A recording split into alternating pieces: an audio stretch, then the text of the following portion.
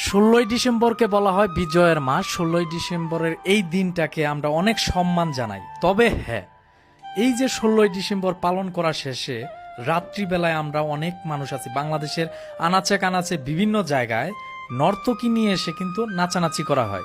যেখানে 16ই ডিসেম্বর পালন করা হয় সেখানেই কনসার্টের আয়োজন করা হয়। কে ভাই, আমরা 16ই ডিসেম্বরে তো আনন্দ অন্যভাবেও করতে পারি, তাই না?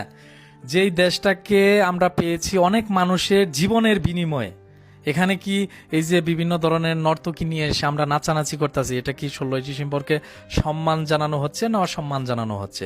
আমার মতে এটাকে অসম্মান জানানো হচ্ছে। এত কষ্ট করে তারা দেশটাকে স্বাধীন করে গিয়েছেন, আর আমরা সেই দিনটাকে পালন করতে গিয়ে আমরা সেই দিনটাকে অপমান করতেছি, অসম্মান জানাইতেছি। এইটা আসলে আমার ছোট্ট জ্ঞানে যতটুকু ধরলো, যেটাকে অপমান করা হচ্ছে, এটা মোটেও ঠিক নয়। আবার তারপরে আসতেছে 30